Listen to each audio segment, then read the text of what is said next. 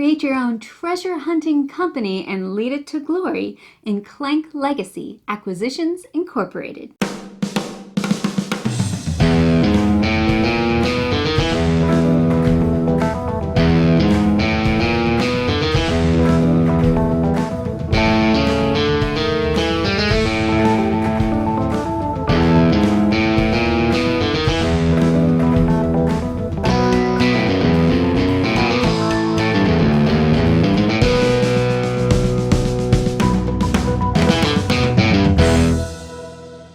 Thank you for joining me at Tantrum House Studio D. I'm Melissa Delp. So Clank Legacy Acquisitions Incorporated is a legacy version of Clank, which is a push your luck deck building game for 2 to 4 players. This game is published in collaboration with Direwolf Digital, Renegade Game Studios, and Penny Arcade, and they sent us this copy to review. Now, I'm not going to go over all of the rules of Clank. There are many videos for that already. I'm going to focus mainly on the new things that this game brings. I'm going to do it without spoilers, but I am going to talk about my thoughts on the game. So let's move into a non-spoilery look at some of the components. There are minis for each player and for the dragon, individual player boxes, a double-sided board, boxes and envelopes for the secret cards and components, the Book of Secrets, and of course, a lot of tokens.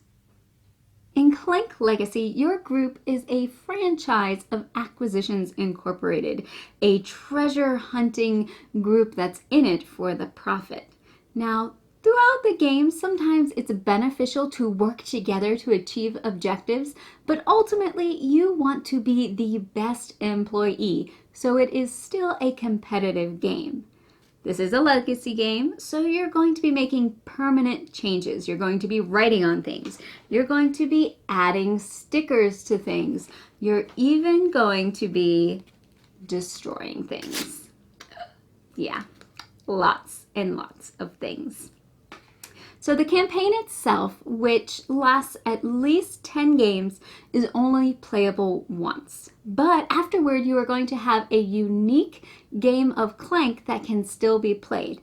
And there might even be some things that you can still unlock in those future games. One of the big changes in the Legacy game are the Waypoints. When you land on one or complete certain requirements, you read the indicated passage in the Book of Secrets. There'll be some story text, and usually you'll also unlock something. It might be cards or other components, stickers, rules. Sometimes there are even choices that affect the outcome.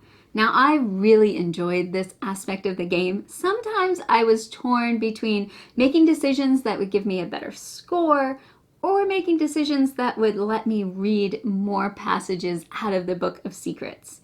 Although usually there was at least something good, some benefit for the person who triggered that waypoint. So I played a 4-player campaign, and my friend Paul Michael and we really enjoyed the game. My husband Kevin and our friend Ben, on the other hand, they didn't really like it as much. But neither one of them is a huge fan of the original Clank, and the Legacy version just didn't win them over because it's basically more Clank. I like that each player has unique goals on their box. It pushes you to have different strategies and go after different things. As the game progresses, there are opportunities to diversify your starting deck. So that's going to give players more control and asymmetry, which I really enjoyed in the game.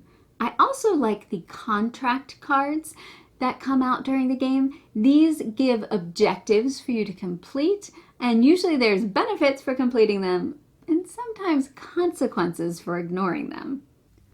This can create some tension if some players want to complete objectives and others don't, because some contracts expire at the end of certain games and have you read different sections in the Book of Secrets. Original Clank has a fair bit of randomness in it, and the legacy aspects just increased that, which frustrated 2 of our players. You didn't know how good the benefits or bad the consequences were going to be to certain actions. and then the campaign scoring wasn't revealed till after the last game. So that could be a downside to highly competitive or strategic players. I wasn't familiar with the Acquisitions Incorporated theme from Penny Arcade before playing this, but I enjoyed the storyline. It's tongue-in-cheek with a snarky tone.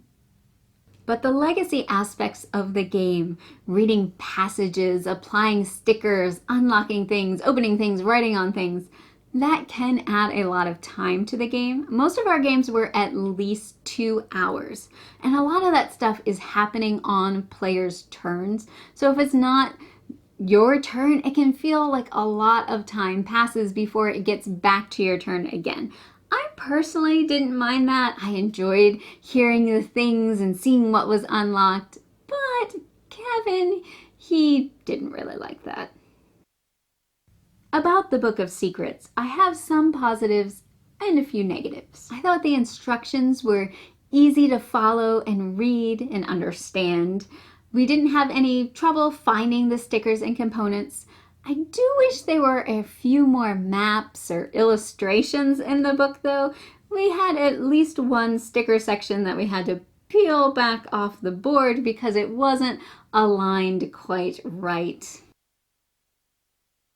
By the end of the campaign, the pages in our book were falling out, but it was still usable. But even with some of the negatives that I mentioned, I thoroughly enjoyed this campaign. Our friend Paul Michael is even thinking about buying another copy and playing the campaign with another group of friends. So if you enjoy Clank, if you enjoy adventure stories, legacy games where you're unlocking things, writing on things, changing the story as it goes, and your decisions are impacting your game, then I would definitely recommend Clank Legacy Acquisitions Incorporated. Now, sometimes during the game, it is beneficial. I think that's the word. Some word.